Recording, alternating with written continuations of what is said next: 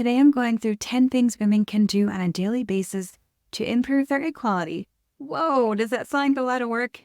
It isn't. Stay with me. First, I'm going to go through my list, and then I encourage you to prioritize 5 of the things I've mentioned and try to add in one thing from the list every few days. Let's get to it. Here's the thing. It takes about 90 to 100 days to improve egg quality. If we break that down into daily self-care tips and strategies, it doesn't seem that long. And you can get so much more out of these and so many more health benefits in addition to just improving egg quality. I'm talking better sleep, better digestion, improved mood, increased energy, and so much more.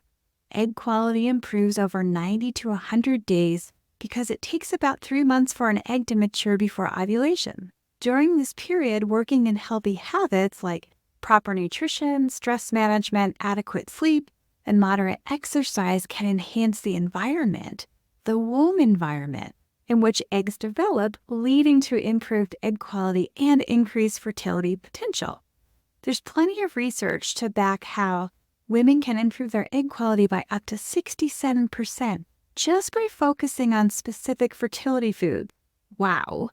Now, imagine doing even more than that and adding in more than fertility foods, fertility nutrition. Do you see where I'm going with this?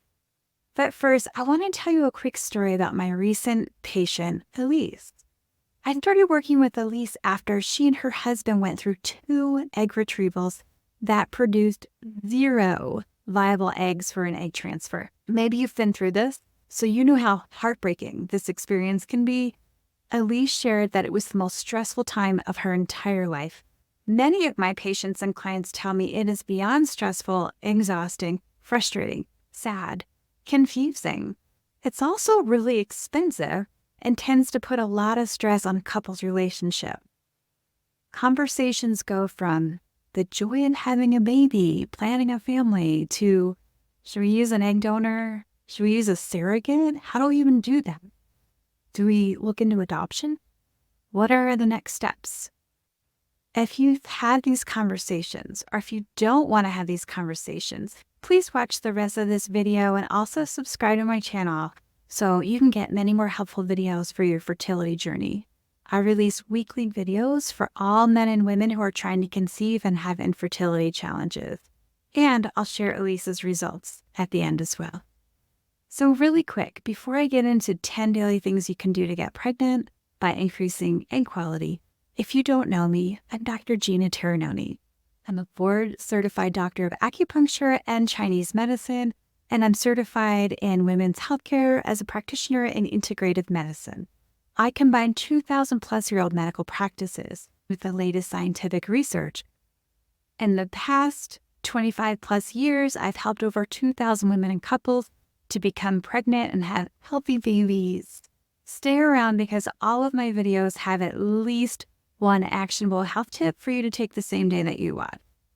Here's my list to help you get started or to revamp your approach to improving fertility health, specifically quality. These are generalized recommendations on what has helped over 2,000 of my patients over the last 23 plus years in my medical practice.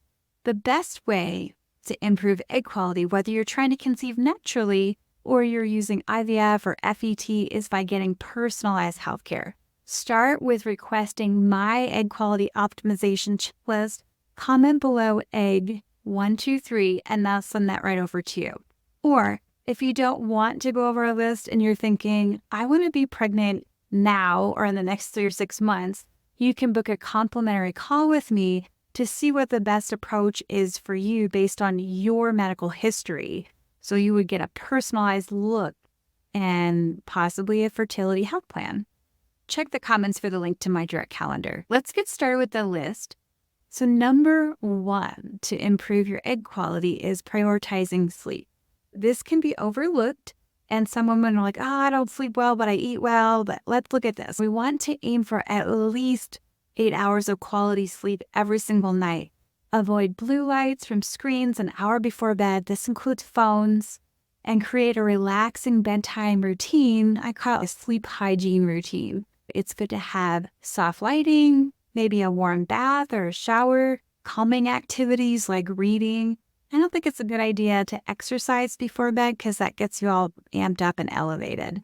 I personally like to keep my bedroom at least 5 degrees cooler, so you might want to try that. Next is managing stress. It's a big deal. And some people try to brush it off, but I think it's because we get numb or we get used to it. But meanwhile, there's so much research that says stress has a huge impact on overall health, can create obstacles to getting pregnant, can cause infertility. So let's look at some stress reduction techniques like meditation, deep breathing exercises, laughter, spending time in nature, spending time with positive people in your life, avoiding the negative people. I give you permission. Reduced cortisol levels can significantly improve egg quality. I go into way more detail in this in some of my other videos, so check those out too. And then third, optimize nutrition. So we do want to focus on eating a balanced diet rich in whole foods, including plenty of fruits, vegetables, lean proteins, healthy fat at every single meal if possible. If not possible, shoot for at least 80% of your meal to be optimized fertility foods. It's so important and so impactful. Some of the foods are salmon, eggs, bone broth, kale, figs, berries. I have so many lists of these, so if you want that, you can recommend that below in the comments as well. And I have tons of videos on fertility foods and the fertility diet and the research behind it. Also, I would add in intermittent fasting. That's another topic. That's something to consider. Next up, we're talking about staying hydrated. How many of us forget that hydration is crucial to overall health? Staying hydrated by drinking at least 8 to 10 glasses of water a day. But I like to say, for example, if you're 150 pounds, then you aim for 75 ounces of clean, purified water. Proper hydration supports all bodily functions and is crucial for maintaining overall health and fertility. And it helps with cervical mucus. There's so many benefits to it. And number 5 is exercise moderately. Engage in regular, moderate exercise like walking, yoga, swimming. Avoid excessive high-intensity workouts like HIIT that can lead to physical stress and negatively impacting fertility.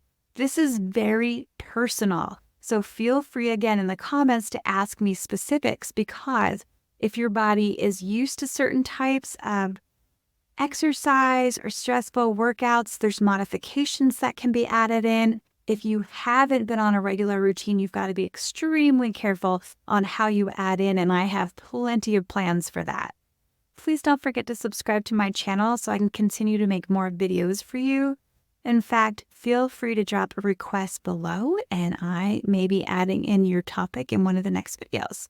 I have a list of people that send me questions. Number 6, supplement wisely. Consider supplements like CoQ10, omega-3 fatty acids, and of course prenatal vitamins. These can provide essential nutrients that support egg quality and overall fertility health. This is a great foundational strategy for egg quality. There are many more herbal medicines that are way more specific, but I often recommend these as a base minimum to my fertility clients. And there are specific supplements and herbs to help men improve their sperm health as well. And I also have videos on that. But a quick thing about supplements is that if your gut health is not in good shape, or you've got inflammation, you've got SIBO, or you're experiencing extreme gas, bloating, discomfort, loose stool, diarrhea, constipation, if you're like, something is going on in my intestines or in my gut, I've got to figure this out. It's really a good idea to not dump on a bunch of supplements until you can nourish the gut biome, because the gut feeds and fuels the womb biome. There's so many different angles that we need to look at. Your entire body is an ecosystem, and fertility health and infertility relies on all of these different systems and different communications in the body.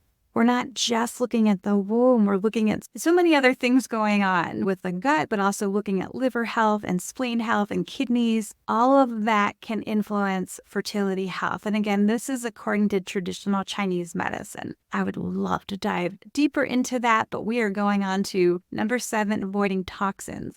Minimize exposure to environmental toxins by choosing organic food as much as you can. Choose organic produce when it's possible.